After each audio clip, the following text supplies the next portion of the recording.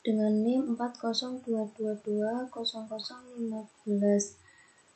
Saya dari kelas PSA, Fakultas FEPI. Di sini saya akan melakukan uji ADL atau uji Autoregressive Distributed Lex, yaitu yang akan kita bahas di sini.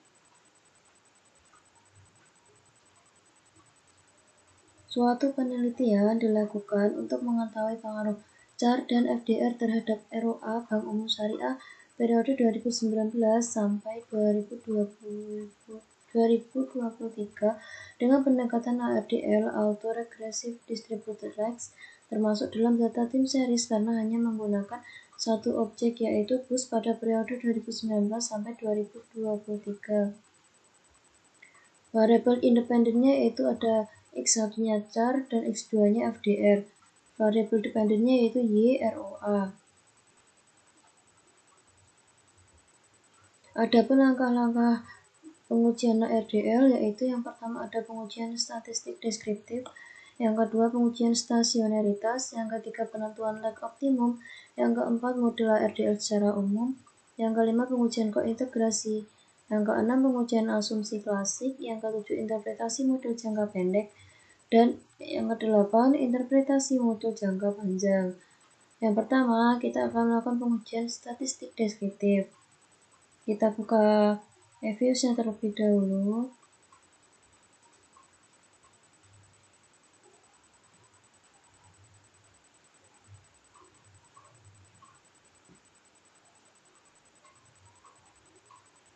Lalu kita pilih create a new Evius work file. Work file struktur tipenya kita pilih date regular frequency. Data specification frekuensinya kita pilih monthly karena dalam satu tahun itu ada 12 bulan dan ini merupakan data bulanan, jadi kita pakai monthly. Dan start date-nya yaitu 2019, end date-nya yaitu 2023. Lalu kita klik OK. Lalu kita buka datanya di Excel terlebih dahulu. Nah, kita copy dari ROA, CAR, dan FDR sampai ke bawah. Kita copy. Lalu kita buka Evius kita lagi. Kita pilih Quick. Kita pilih Empathy Group. Lalu kita scroll ke atas. Nah, kita paste di bagian yang paling atas ini. Lalu kita klik View. Kita pilih Descriptive Stats. Kita pilih yang common sample. Kita freeze. Kita name. Kita kasih nama _1_ descriptive. Lalu kita klik OK. Lalu kita tutup atau kita silang. Lalu kita view lagi. Kita pilih yang covariant analysis. Nah, ini kita pilih correlation. Untuk layoutnya kita pilih single table. Lalu kita klik OK. Lalu kita freeze. Kita name. Kita kasih nama _2_ multikolinearitas.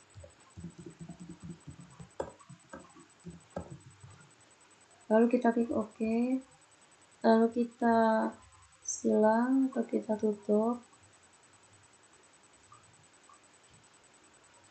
Lalu dapat dianalisis. Pengujian deskriptif yaitu dilihat dari nilai mean ROA yaitu 1,804167 atau nilai mean ROA 1,80% dengan standar deviasinya yaitu 0,261361 atau sebesar 0,26%.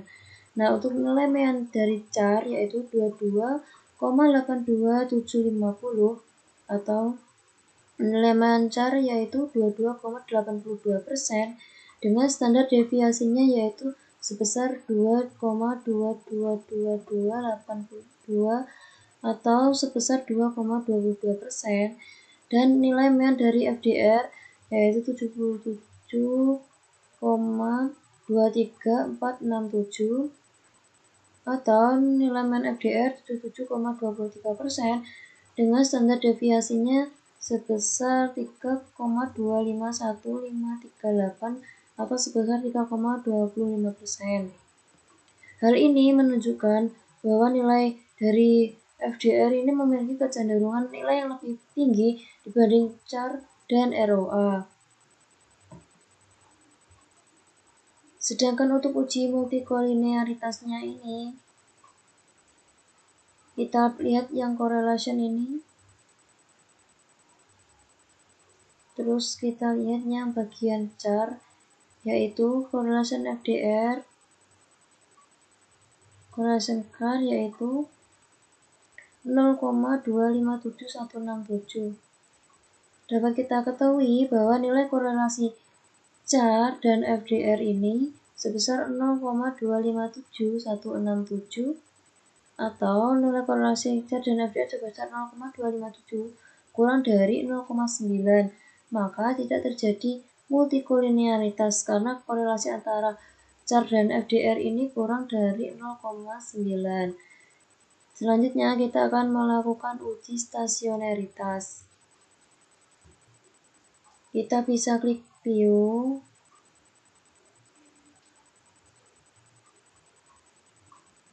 Kita klik views-nya ya, terus kita pilih ROA, klik 2 kali.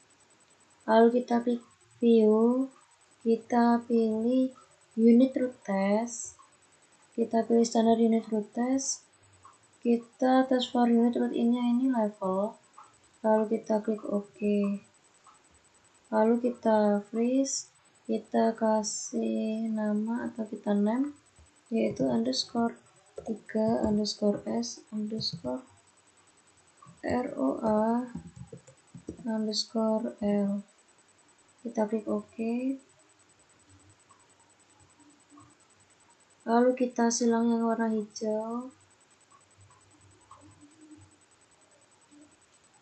Lalu akan kita analisis bahwa uji stasionaritas nilai ROA ini dapat kita lihat dari null hipotesis ROA has a unit roots dengan probability-nya yaitu 0,2837. H0 ROA tidak stasioner pada tingkat level, H1 ROA stasioner pada tingkat level. ROA memiliki nilai probability ADF test-nya sebesar 0,2837 atau lebih besar dari 0,05,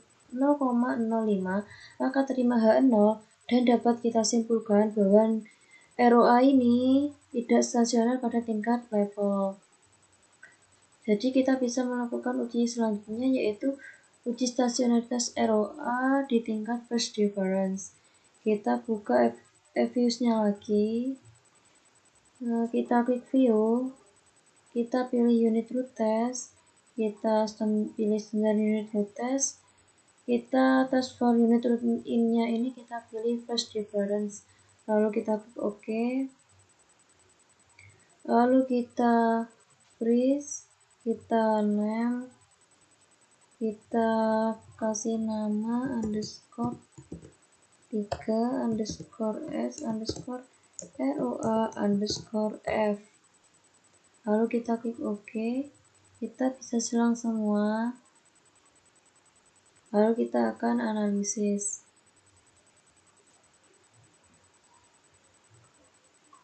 Nah, uji stasionaritasnya dari null hipotesis DROA has a unit root dengan probability-nya yaitu 0,0000. H0 DROA tidak stasioner pada tingkat first difference dan H1 DROA stasioner pada tingkat first difference. DROA ini memiliki nilai probability ADF test-nya sebesar 0,0000 kurang dari 0,5, maka tolak H0 dan disimpulkan bahwa DROA stasioner pada tingkat first difference. Selanjutnya kita bisa melakukan uji stasioner lagi. Kita buka eViews-nya. Kita akan melakukan uji stasioneritas ini. Kita klik char 2 kali, lalu kita klik view, kita pilih unit root test, standar unit root test, kita pilih test for unit root nya ini yang level, kita klik OK, lalu kita freeze, kita name, kita kasih nama underscore 3 underscore s underscore char underscore l, lalu kita klik OK. Kita silang yang warna hijau, lalu kita akan analisis. Nah, uji stasioner char ini dilihat dari null hipotesis char has a unit root dengan probability-nya 0,6340. H0 char tidak stasioner pada tingkat level, H1 char stasioner pada tingkat level. Char ini memiliki nilai probability ADF-nya sebesar 0,6340 lebih besar dari 0,05, maka terima H0 dan dapat disimpulkan bahwa char ini tidak stasioner pada tingkat level. Maka kita dapat melakukan uji selanjutnya yaitu pada tingkat first difference. Kita buka eViews-nya lagi. Lalu kita pilih view, kita pilih unit root test, standar unit root test, kita pilih yang first difference, kita klik OK, lalu kita freeze, kita name, kita kasih nama underscore 3 underscore s underscore char underscore f, lalu kita klik OK, kita tutup semua ya. Lalu kita analisis uji stasionaritas null hipotesis dari D char has a unit root dengan nilai probability-nya 0,0000, H0 D char tidak stasioner pada tingkat first difference, H1-nya D char stasioner pada tingkat first difference. D char ini memiliki nilai probability ADF testnya itu 0,0000 kurang dari 0,05, maka tolak H0 dan dapat disimpulkan bahwa D char ini stasioner pada tingkat first difference. Selanjutnya kita akan lakukan uji stasioneritas lagi pada FDR. Kita buka eViews, kita klik 2 kali pada FDR, kita klik view, kita pilih unit root test, standar unit root test, kita pilih test for unit root nya itu yang level, lalu kita klik OK, lalu kita freeze, lalu kita name, kita kasih nama underscore 3 underscore s underscore fdr underscore l atau level, kita klik OK. Sebentar, kita name underscore 3 underscore s underscore fdr underscore l.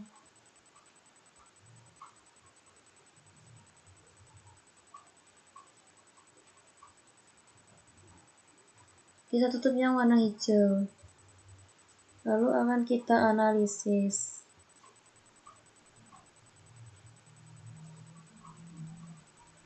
Nah, uji stasionaritas dari FDR bisa dilihat dari null hipotesis FDR has a unit root dengan probability-nya 0,4603.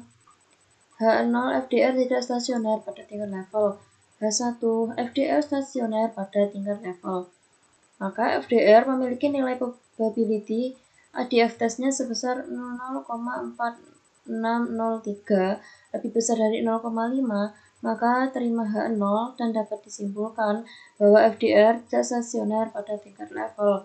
Maka selanjutnya kita akan melakukan uji FDR di tingkat first difference. Kita buka eViews, kita klik view, kita pilih unit root test, kita pilih standar unit root test, kita pilih yang test for unit root in-nya itu first difference, kita klik OK, lalu kita freeze, kita name, kita kasih nama underscore 3 underscore fdr underscore sebentar underscore s underscore fdr underscore first difference atau f, kita klik OK,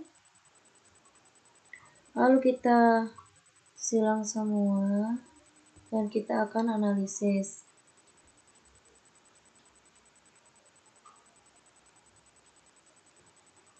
Nah, uji stasionaritas DFDR ini yaitu null hipotesis DFDR as a unit root dengan probability-nya yaitu 0,0000,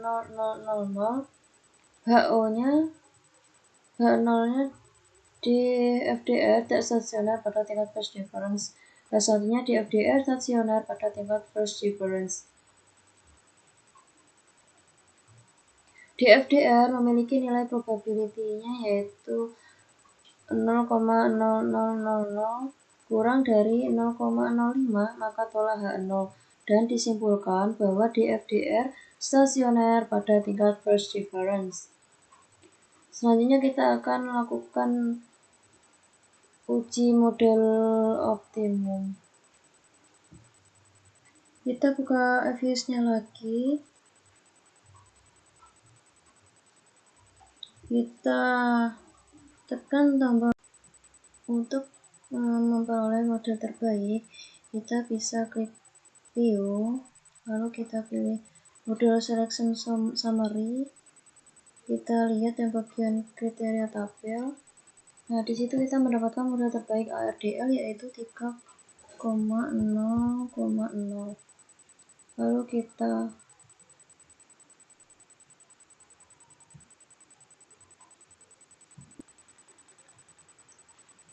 bisa melihat model terbaik.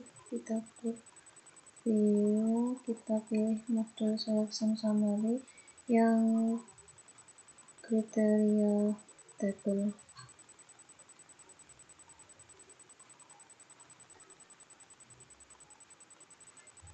Nah, di kriteria tabel ini kita bisa lihat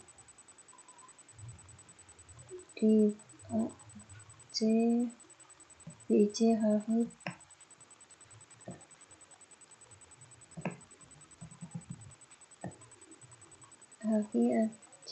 Square.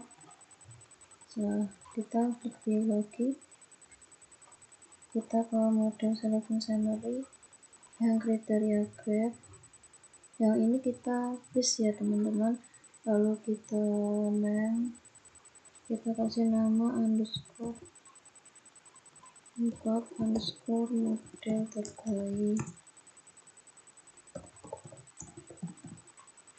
lalu kita klik OK.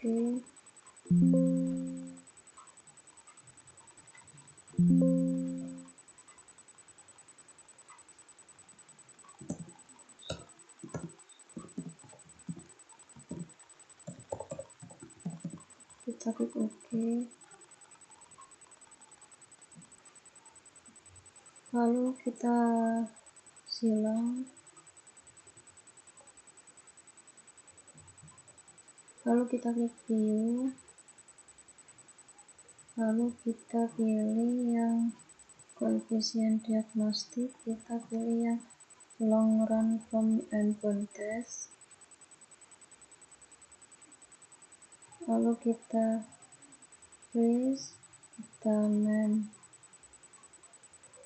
kita kasih nama underscore 5 underscore kointegrasi, kita klik OK,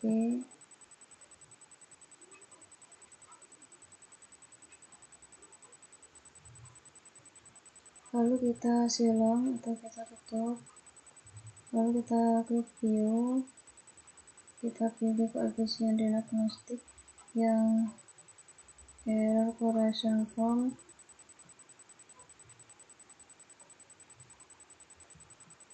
terus kita freeze, kita kasih nama, kita pilih name dan kasih nama underscore 6 underscore m pendek, lalu kita klik OK, kita silang. Selanjutnya kita akan uji normalitas, klik view, terus kita pilih residual diagnostic yang histogram normality, kita freeze, kita name underscore 7 underscore normalitas, kita klik OK, lalu kita tutup atau kita silang. Selanjutnya kita akan uji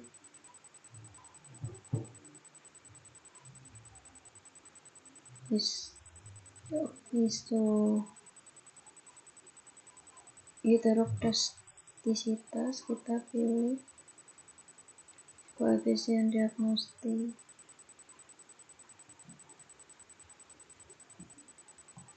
Selanjutnya kita akan uji autokorelasi, kita klik view, kita pilih residual diagnostik, lalu pilih serial correlation LM test, like to include-nya kita 2, klik OK, lalu kita freeze, kita name, kita kasih nama underscore 8 underscore autokorelasi, kita klik OK, lalu kita silang, kita klik view lagi, kita pilih residual diagnostik untuk uji heteroskedastisitas, kita pilih heteroskedastisitas yang tes, kita buka yang plus bagan kopre ini. Nah, karena OBS nya dan statiknya ini belum terpenuhi, maka kita pakai yang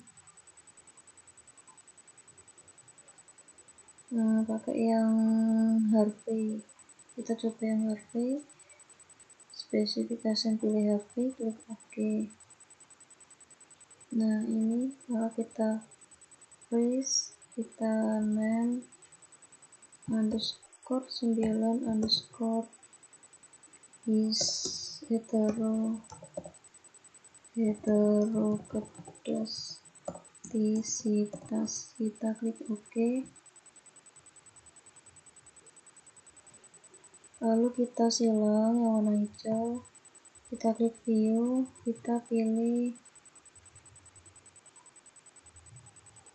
koefisien diagnostik, lalu kita pilih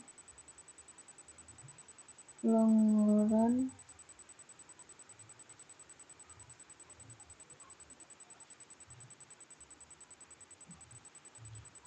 lalu kita freeze, kita name, kita kasih nama underscore m panjang, kita klik OK, lalu warna hijau kita silang, lalu kita bisa pilih view untuk mencari model umum, terus kita pilih estimate output, lalu kita freeze, kita name, kita kasih nama underscore model umum,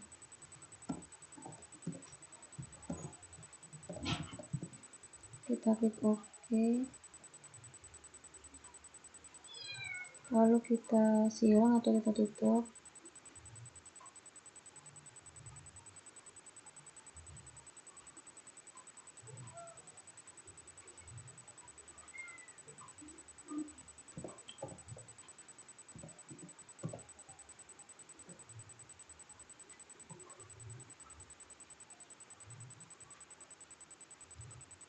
Nah, untuk equation RDL ini kita name saja ya, tidak perlu kita freeze. Lalu kita tutup atau kita silang. Dan setelah ini saya akan menganalisisnya. Kita save dulu, kita klik file, kita save as, lalu kita kasih nama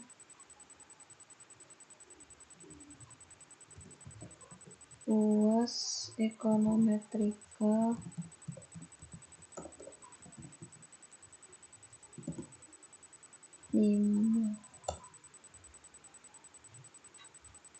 lalu kita simpan. Bentar. UAS Ekonometrika HRDL_5 kita simpan. Untuk series storage-nya kita pilih single precision, kita klik OK. Nah, saya akan menjelaskan atau akan menganalisis dari hasil uji RDL ini. Nah, setelah kita melakukan uji stasionaritas tadi, kita akan menganalisis model umum RDL atau pengujian lag optimum. Ya, di sini kita bisa melihat dari metodenya yang digunakan tadi RDL, terus dynamics regression-nya 4 lags automatic star FDR. Dan select modelnya itu RDL 3,0,0. Lalu selanjutnya kita akan melihat pengujian lag optimum.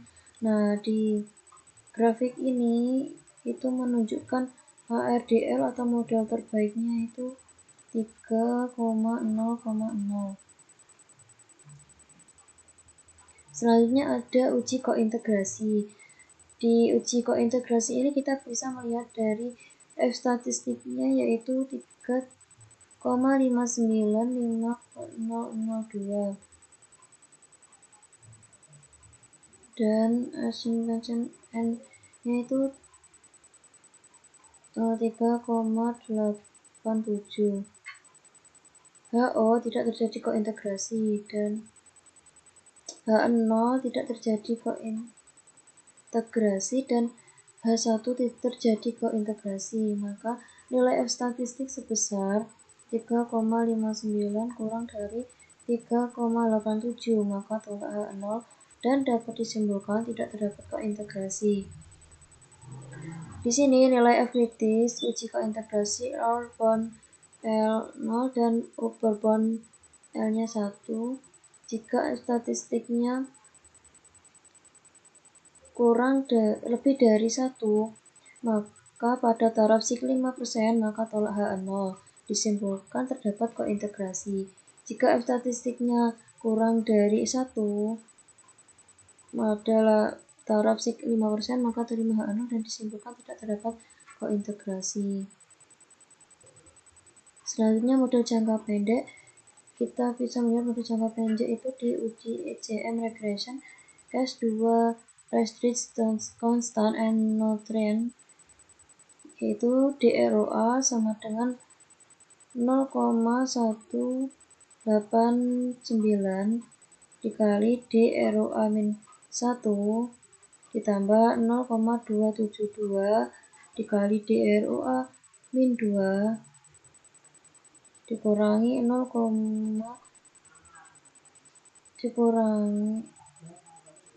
min 0,3255531 atau min 0,326 dikali kointegrasi equation min 1 ditambah plus ditambah.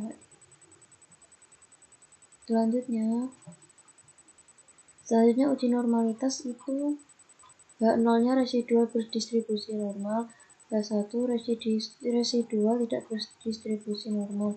Maka nilai probability-nya sebesar 0,002454 atau 0,002 kurang dari 0,5, maka tolak H0 dan dapat disimpulkan bahwa residual tidak berdistribusi normal. Selanjutnya uji autokorelasi. Di sini kita bisa melihat uji autokorelasi di bagian OBS R2 yaitu 0,438679 dan probability-nya T-square 2 ini 0,8030. HO tidak terjadi autokorelasi dan H1 terjadi autokorelasi, maka nilai probability-nya OBS R2 ini sebesar 0,8030 lebih besar dari 0,05, maka terima H0 dan disimpulkan tidak terjadi autokorelasi. Selanjutnya, uji heterokedastisitasnya bisa kita lihat dari nilai probability OBS R2 yaitu 9.781.781.061, probability T-square 5-nya 0,0817. H0 tidak jadi heterokedastisitas dan H1 jadi heterokedastisitas, maka nilai probability-nya OBS R2 sebesar 0,0817 lebih besar dari 0,5, maka terima H0 dan disimpulkan tidak terjadi heterokedastisitas. Selanjutnya yaitu model jangka pendek yaitu dependent variable DROA. ECM regression-nya kita bisa lihat dari koefisien yaitu DROA sama dengan 0,189 dikali ROA-1 ditambah 0,272 dikali DROA-2 kurangi 0,326 dikali kointegrasi equation min 1 ditambah E. Nah, untuk interpretasi model jangka pendeknya ini kita bisa lihat dari di koefisien DROA-1 0,18896, DROA-2 koefisiennya 0,272371 dan kointegrasi equation min 1-nya yaitu min 0,325531. Nah, DROA-1 nilai koefisien DROA-1 sebesar 0,189 menunjukkan bahwa setiap peningkatan 1 unit DROA-1 akan diikuti oleh peningkatan sebesar 0,189 DROA dalam periode yang sama. Ini juga mengindikasikan hubungan positif antara DROA-1 dengan DROA. Untuk DROA-2, nilai koefisien DROA-2 sebesar 0,272 menunjukkan bahwa setiap peningkatan 1 unit DROA-2 akan diikuti oleh peningkatan sebesar 0,272 DROA dalam periode yang sama. Hal ini mengindikasikan hubungan positif antara DROA-2 dengan DROA. Cointegration equation yaitu nilai koefisien kointegrasi equation sebesar min 0,326 menunjukkan bahwa terdapat penyesuaian negatif yang relatif sedang terhadap ketidakseimbangan jangka panjang dalam model ARDL. Artinya, jika terjadi deviasi dari keseimbangan jangka panjang, sistem akan mengoreksi sekitar 32,6% per bulan. Untuk kembali ke keseimbangan tersebut membutuhkan 10% per 32,6